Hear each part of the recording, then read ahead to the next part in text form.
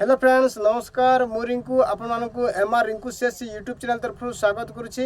तो वर्तमान आमे जानिबा एई पार्ट 2 वीडियो रे जे वर्तमान जो मैरिज रजिस्ट्रेशन सरला पर से डॉक्यूमेंटटा कोठी डिपॉजिट करबे आर तार कोन डॉक्यूमेंट रहिछि संपूर्ण प्रोसेस जानिबा। तो चलंतु वीडियो को स्टार्ट करिबा। तो फ्रेंड्स आमे पूर्व वीडियो रे जानिछे मुख्यमंत्री कन्या विवाह योजना कोन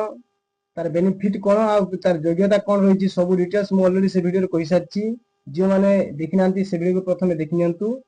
आ पार्ट 1 वीडियो मध्ये जो माने देखि नांती सेठी आपण मैरिज रजिस्ट्रेशन केमिति करिवे तार प्रोसेस मध्ये सेठी कोइ देछि स्टेप बाय स्टेप से वीडियो को जो माने देखि नांती ए पर्यंत से माने मध्ये प्लेलिस्ट को जाईकी देखि नियंतु। तो फ्रेंड्स आपण मैरिज रजिस्ट्रेशन आपण जति बेले कंप्लीट करिवे सेते बेले आपण को जे पेमेंट रिसिप्ट एवं एप्लीकेशन रिसिप्ट प्रिंट आउट करथिवे सेही कॉपी सहित एही फॉर्मेट आपण देखि पाथिबे। एही फॉर्मेट टी आपनकर आईसीडीएस ऑफिस को गले मध्ये मिलिबो आपनकर ब्लॉग रो किबा जे कोनसी आपनकर जेरॉक्स दुकान मान करे सेटा रखि थि पारंती। तो एही फॉर्मेट टी आपण आनिबे या से तो कोन डॉक्यूमेंट अटैच करिवे एवं ए फॉर्म टी को केमिति फिल अप करिवे चालंतु स्टेप बाय स्टेप कहि दुछि। फॉर्म रे कोन रहिछि देखंतु नोटिस ऑफ इंटरनल मैरिज आपनकर रहिछि आ एठी कोन सब फिल अप करिवे मु चालंतु तलो कहि दुछि। तो एठी देखि पारथिबे एठी नेम लेखा हैछि। तो एठी उभय बर कन्या को ना लिखिबे एठी बरर डिटेल्स रहिबो एपटे सब एठी सब बरर डिटेल्स रहिबो आ एपटे सब कन्यार डिटेल्स रहिबो। तो चालंतु बर डिटेल्स केमिति पुट करिवे बा लिखिबे मु चालंतु कहि नछि। एठी तांकर ना देबे हला तांकर पितांको नाम देबे एठी एवं कंडीशन रे आपण एठी देखि पाथिबे तीन प्रकार रहिछि अनमैरिड विंडो एवं डिवोर्स रहिछि। तो आपण जदी आपण को हिसाब से सेटा लिखि नेबे जदी अनमैरिड थिबो ताले एठी अनमैरिड लिखि नेबे आ ओकेपेशन रे आपण सेही बर बा से पोटी तांकर कोन काम करंती सेटा एठी लिखिबे आ कन्याटी मध्ये कोन करंती एठी लिखिबे आपण को आकार लिखि नेबे तांकर एठी डेट ऑफ बर्थ लिखि नेबे आ वर्तमान डेट रे तांकर एज केते होछि सेटा मध्ये एठी लिखि नेबे आ तांकर एट लिखि नेबे पोस्ट पीएस डिस्ट्रिक्ट एवं पिन कोड नंबर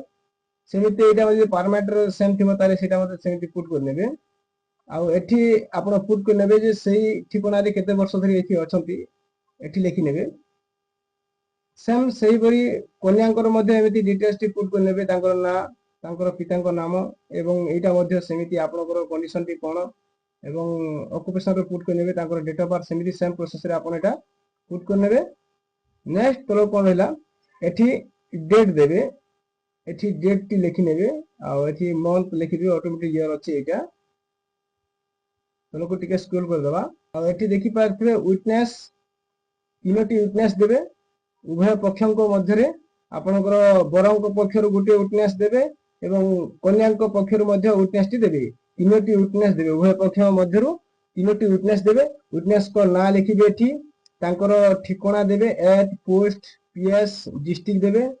आ एठी तांको पितांक नाम से विटनेस को तांको फादर को नेम एठी एंट्री करिवे बा लिखिबे आ एठी सेकंड विटनेस को मध्य सेमिति लिखिबे थर्ड विटनेस को मध्य सेमिति सब डिटेल्स टी फिल अप करिवे आ एठी ब्राइडग्रूम लिखा हिची देखि पारथिबे एठी बरर साइन कराइबे एवं ब्राइड एठी कन्यांकर मध्य साइन टी करिवे। तो एई फॉर्म टी फिल अप कर सारला परे नेक्स्ट प्रोसेस कोन भी देखिए। तो से फॉर्म टी पूर्ण कर सारला पर से फॉर्म सहित कोन कोन डॉक्यूमेंट अटैच करिवे देखंतु एठी आपण जो ऑनलाइन कॉपी जो ऑनलाइन मैरिज रजिस्ट्रेशन करथिले से ऑनलाइन कॉपी बा पेमेंट रिसिप्ट सहित आपण तार गुटे कॉपी अटैच करिवे एवं बोथ ब्राइड एंड ब्राइडग्रूम को आधार जेरॉक्स टी देबे आ वोटर आईडी मध्ये उभय कर वोटर आईडी देबे आ उभय कर मध्ये मैट्रिक सर्टिफिकेट देबे